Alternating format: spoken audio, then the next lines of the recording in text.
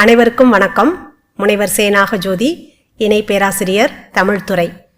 தமிழ் மரபும் மருத்துவமும் என்ற பாடத்தின் கீழ் நீர் சிகிச்சை முறைகளும் அதன் பயன்களும் குறித்து நம்ம இன்றைக்கு பார்க்க போகிறோம்.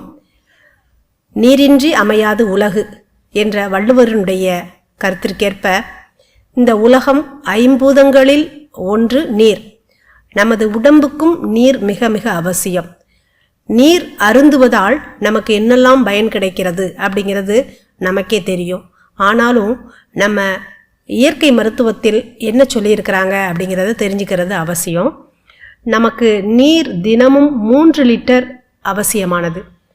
3 லிட்டர் ஒரு மனிதன் நீர் அருந்த வேண்டும். இந்த நீர்தான் மானிடருடைய வாழ்க்கைக்கு இன்றியமையாதது. நம்ம உடம்புல 3/4 பங்கு நீர் அமைந்துள்ளது. நம்முடைய உயிர் ஆற்றல் நிலையாக நிலை பெறுவதற்கும் இயங்குவதற்கும் நீர் அவசியம். நம்ம சாப்பிட்ற சாப்பாடு செரிமானம் ஆவதற்கு ரொம்ப அவசியம். அது மட்டுமல்ல, நம்ம சாப்பிட்ட சாப்பாடு சத்துக்கள் இரத்தத்தோடு கலப்பதற்கும் அக அழுக்கு, நமது உடம்பில் அழுக்குகள், நம்ம சாப்பிட்ற சாப்பாடு சக்கை தனியாக அந்த சத்துக்கள் தனியாக பிரியும். அப்படி பிரிகின்ற போது உடம்பில் சேரக்கூடிய அக அழுக்கு வெளியேறுவதற்கு பயன்படக்கூடியதாக நீர் இருக்குது. நம்ம நீர் அருந்துவதன் மூலமாக நமது குடலில் இருக்கக்கூடிய அக அழுக்குகளை வெளியேற்றுது. மலச்சிக்கல் இல்லாமல் செய்து இந்த நீர் அருந்துவதன் மூலமாக. அது மட்டுமல்ல, சிறுநீரகத்தை நன்கு செயல்பட வைக்குது. நமது உடம்பில் இருக்கக்கூடிய நீர் சார்ந்த அழுக்குகள் வெளியேறுவதற்கு மிகவும் பயன்பாடாக இருப்பது குறிப்பிடத்தக்கது. அது மட்டுமல்ல, நமது உடம்புக்கு தேவையான வெப்ப ஈர்ப்பு சக்தியை உருவாக்கக்கூடிய சக்தியும் இந்த நீருக்கு உண்டு. எனவே நாம் தினம்தோறும் நீர் அருந்துவது அவசியம். காலையில் எழுந்தவுடன் நீர் அருந்தினோம் என்றால் மலச்சிக்கல் இல்லாமல் இருக்கும். அது மட்டுமல்ல, நாம் எந்த வேலை செய்ய ஆரம்பித்தாலும் கொஞ்சம் தண்ணீர் குடிச்சிட்டு செஞ்சோம்னா அந்த வேலை ரொம்ப சிறப்பாக இருக்கும். நம்ம பதட்டம் இல்லாமல் அந்த வேலையை சிறப்பாக செய்து முடிக்கலாம். இன்றைக்கும் நம்ம வெளியில் கிளம்பிட்டோம் அப்படின்னா கொஞ்சம் தண்ணி குடிச்சிட்டு போகணும்னு நினைப்போம். பெரியவங்க ஒரு செம்பு தண்ணி கொண்டு வா அப்படின்னு சொல்லுவாங்க. நம்ம வேகமாக தண்ணி கொண்டு வந்து கொடுப்போம் இல்லையா? ஆக தண்ணீர் அருந்தி சென்றோம் என்றால் நமது உடல் மிகச்சிறந்த ஒரு பலத்தோடு செயல்படும். எனவே நாம் நீர் அருந்துவது அவசியமான ஒன்று.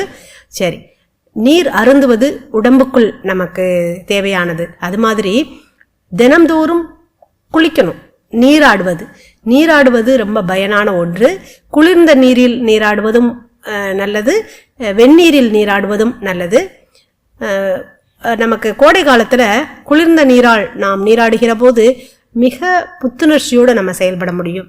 குளிர்காலத்தில் வெந்நீரில் நீராடினோம் என்றால் அதற்கு தேவையான அளவுக்கு நமக்கு சக்தி கிடைக்கும். இந்த குளிர்ந்த நீரில் நீராடினோம்னா நமது தோல் மேற்பரப்பில் இருக்கக்கூடிய இரத்த குழாய்கள் என்னாகுது அப்படின்னா சுருக்கமடைந்து இரத்தம் உள்நோக்கி தள்ளப்படுது. அப்படி உள்நோக்கி தள்ளப்படுவதன் காரணமாக இரத்தம் வேகமாக சுழன்று நம்ம சுறுசுறுப்பாக இயங்கக்கூடிய ஒரு தன்மையை தருது குளிர்ந்த நீர். இதனால தான் நம்ம அன்றைக்கு முன்னோர்கள்லாம் என்ன பண்ணாங்க, ஒவ்வொரு ஊர்லேயும் குளம் வெட்டியிருப்பாங்க. அந்த குளத்தில் குளிர்ந்த நீர், மழை தண்ணீர் இருக்கும் இல்லையா, அதில் போய் நம்ம நீராடினோம்னா ரொம்ப நல்லது. அப்படிப்பட்ட நீராடல் ஆண்கள் பெண்கள் எல்லாருமே செய்திருக்கிறாங்க. இந்த நீராடலை மையமாக கொண்டு தான் நமக்கு ஆண்டாள் ரொம்ப அற்புதமாக மார்கழி மாதத்திற்கான ஒரு நீராடலை தை நீராடல் அப்படிங்கிற அடிப்படையிலையும் மார்கழி நீராடல் அடிப்படையிலையும் நம்ம பார்க்க முடியுது. ஆண்டாள் பாடிய பாடல்களை வைத்து பார்க்கிற போது நீராடல் ரொம்ப சிறப்பான ஒன்று. குளிர்ந்த நீரில் நீராடுவது ஆக சுறுசுறுப்பாக இயங்க வைக்கிறதுக்கு குளிர்ந்த நீர் மிக அவசியம். அடுத்ததாக வெந்நீரில் குளித்தோம்னா தோல் மேற்பரப்பில் இருக்கக்கூடிய இரத்த குழாய்கள் விரிவடைந்து இரத்தம் வேக சுழற்சி அடையுது, இரத்தம் சுத்தமாகுது. அது மட்டுமல்ல, அந்த வெந்நீரில் 2 தடவை குளிச்சுட்டு நம்ம செயல்பட்டோம்னா நம்ம உடல் வெப்பம் சமச்சீராகும். இரவு படுக்கிறதுக்கு முன்னாடி, தூங்க செல்வதற்கு முன்பு ஒரு முறை நம்ம குளித்தோம்னா நல்ல தூக்கம் வரும் அப்படிங்கிறது குறிப்பிடத்தக்க ஒன்று. அடுத்ததாக குளிக்கிறதுலேயே நிறைய வகைகள் இருக்குது. இந்த குளியல்ங்கிறதே நமக்கு பழங்காலத்தில் வைத்திய முறைகளில் ஒன்று அப்படின்னு சொல்லலாம். தொட்டியில் தண்ணியை நிரப்பி குளிக்கிறது ஒன்று, அப்புறம் இடுப்பு குளியல், ஊற்றி குளிக்கிறது, உடம்புக்கு அழுத்தம் கொடுக்கறது தண்ணீர்னால், ஒத்தடம் கொடுக்கறது, உடம்பை கழுவுறது, வஸ்தி அப்படின்னு சொல்லி அழைக்கப்படுது குளியல் வகையில். சரி, குளியல் முறை தொட்டியில் வைத்து குளிக்கணும்னு சொல்கிறோம் இல்லையா? இந்த தொட்டி குளியல் எப்படி பண்ணுறது அப்படின்னா, ஒரு தொட்டி அமைக்கணும். 6 அடி நீளம் கொண்டதாக இருக்கணும், அகலம் 2 அடி, உயரம் 1.5 அடி. இந்த தொட்டி குளியல் 30 நிமிடம் நம்ம அதில் குளித்தோம்னா ரொம்ப நல்லது. அப்படி குளித்தோம்னா உடம்புல இருக்கக்கூடிய சூடு குறையுது, நல்ல பசி எடுக்கும், கீழ்வாதம் அப்படிங்கிறது விலகும், பெண்களுக்கு மாதவிடாய் சிக்கல் தீரும். குழந்தைகளெல்லாம் தொட்டியில் வச்சு குளிக்க வைப்பாங்க. அந்த குழந்தைங்க ரொம்ப சந்தோஷமாக குளிக்கும், நல்லா சாப்பிடுங்க, அப்புறம் நல்லா தூங்குங்க.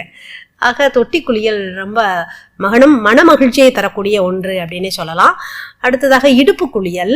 இது எப்படி பண்ணணும் அப்படின்னா, ஒரு தொட்டியில் தண்ணீரை நிரப்பி நம்ம அதில் உட்காரணும்.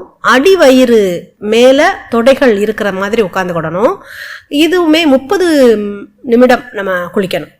இதனுடைய பயன் பாருங்க, உடல்ல இருக்கக்கூடிய வெப்பம் தீருது, மலச்சிக்கல் நீங்குது, மூல நோய் தீருது, அப்புறம் இரைப்பை, குடல், சிறுநீரகங்கள், பிறப்புறுப்பு, பித்தப்பை இதிலெல்லாம் இருக்கக்கூடிய இடங்கள்ல இரத்த ஓட்டம் நல்லா சீராகி செயல்படுவதற்கு ஒரு துணையாக இருக்குது இடுப்பு குளியல்.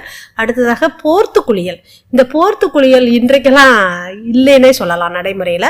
ஆனால் இயற்கை வைத்திய முறையை செயல்படுத்தக்கூடிய வைத்திய சாலையில் இது இருக்குது. கிராமங்களெல்லாம் ஒரு காலகட்டத்தில் காய்ச்சல் அடிக்குது அப்படின்னா உடனே என்ன பண்ணுவாங்க அப்படின்னா, நல்லா ஒரு குளிர்ந்த கம்பளி, அந்த கம்பளி மேலே ஒரு காட்டன் துணி, அப்புறம் அதுக்கு மேலே அவங்க படுத்துக்குவாங்க. படுத்துட்டு மேலே துணியால், பருத்தி துணியால் போர்த்திக்கிடுவாங்க. போர்த்தின பிறகு கொஞ்ச நேரத்தில் அது என்னாகும் அப்படின்னா, உடல் வேர்க்கும், வேர்த்தோடனே காய்ச்சல் நின்றும். சரி, காய்ச்சல் சரியாகுது. அப்புறம் தூக்கமின்மை இல்லாமல் இருக்குது, நல்லா தூங்க முடியுது. இதை செய்யக்கூடிய முறை பாருங்கள், கனமான கம்பளியில் ஈரத்துணியை விரித்து படுத்துடுறாங்க. படுத்த பிறகு கம்பளியால் போர்த்துறாங்க. கொஞ்ச நேரத்தில் உடல் வியர்க்குது, நல்லா தூக்கம் வருது. அடுத்ததாக ஊற்றி குளித்தல். நம்ம தினமும் வீடுகளில் ஊற்றி தான் குளிக்கிறோம். ஆனால் இது ரொம்ப சிறப்பு என்ன அப்படின்னா, ஒரு குழாய் வழியாக தண்ணீர் நமக்கு உடம்புல படுறது மாதிரி வச்சுக்கணும். இன்னைக்கெல்லாம் சஃபர் அப்படின்னு சொல்லி வச்சுருக்கிறோம் இல்லையா, எல்லா வீடுகள்லையுமே இருக்குது, அதில் குளிக்கிறாங்க. அதை விட சிறப்பு என்னன்னா, ஒரு குழாய்க்குள்ள தண்ணீர் அப்படியே நம்ம உடம்புல விழுகிற மாதிரி செஞ்சு குளித்தோம்னா ரொம்ப நல்லது. இப்படி குளிக்கிறதுனால நல்ல புத்துணர்ச்சி கிடைக்கிது. கிராமங்கள்லாம் கிணறு இருக்கக்கூடிய இடத்துல நல்ல பெரிய மோட்டார் வச்சுருப்பாங்க, அதில் தண்ணீர் விடும். அதில் போய் குளிக்கும்போது ரொம்ப ஆனந்தமாக இருக்கும். அப்படியே கண்ணு செவக்க செவக்க குளிப்பாங்க. கிராமத்துலலாம் நிறைய பிள்ளைங்க அப்படி குளிச்சிருப்பீங்க. அடுத்ததாக ஒத்தடம் கொடுத்தல். நம்ம உடம்புல ஏதாவது காயங்கள் பட்டிருக்கு அப்படின்னா அதுக்கு ஒத்தடங்கள் கொடுக்கலாம். நீர் அது கட்டியிருக்கு, உடம்புல அங்கங்கே வலிக்குது அப்படின்னாலும் கொடுக்கலாம்.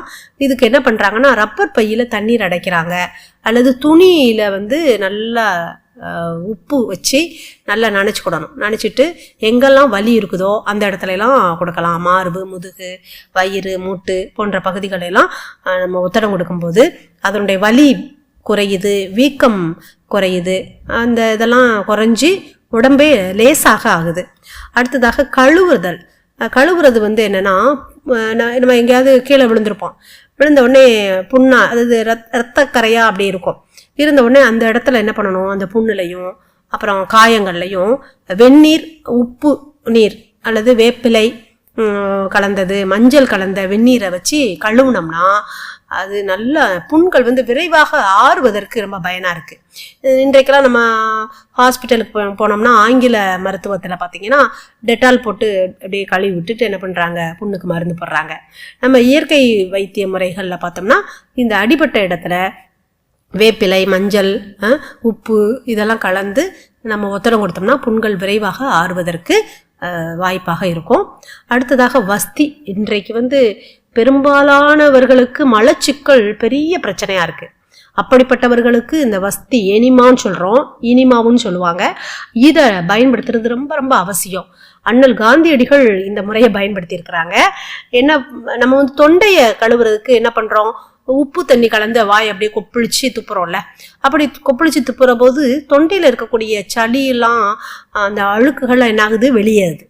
அது மாதிரி இந்த மலக்குடல் வாயில அந்த டியூப் மாதிரி இருக்குது, இந்த பிக்சரில் இருக்குது பாருங்கள், அதில் இந்த டியூப் மாதிரி இருக்கு இல்லையா, அதை மலக்குடல் வாயில வச்சோம்னா தண்ணீர் கொஞ்சம் வச்சு அதில் அப்படியே விட்டோம்னா அந்த தண்ணீர் உள்ளே போய் என்னாகுதான் மலம் வெளியேறுவதற்கான ஒரு உணர்வை கொடுக்குது. அப்போ நல்லா சுத்தமாக அது வெளியேறுவதற்குரிய வாய்ப்பை இந்த எனிமா முறை பயன்படுத்தக்கூடிய நிலையால் நமக்கு கிடைக்குது. ஆக இதனுடைய பயன் மலக்குடல் தூய்மையாகுது. இந்த முறையை பெரும்பாலானவங்க நடைமுறைப்படுத்தியிருக்கிறாங்க, செயல்படுத்துகிறாங்க. இது சொல்லுவதற்கு அசிங்கம் அப்படிலாம் கிடையாது. எந்த கடைகள்லையும் இன்றைக்கு கிடைக்குது. முக்கியமாக சர்வோதயா கடைகள்லாம் இது கிடைக்குது. போய் நம்ம வாங்கிக்கிட்டோம்னா ரொம்ப நல்லது.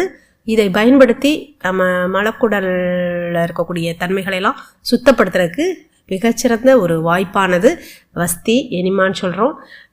மாணவியரே, இன்றைக்கு நம்ம நீர் அருந்துவதனுடைய பயனையும் நீராடுவதனுடைய முறைகளையும் அதனுடைய பயன்களையும் பற்றி அறிந்தோம். நன்றி.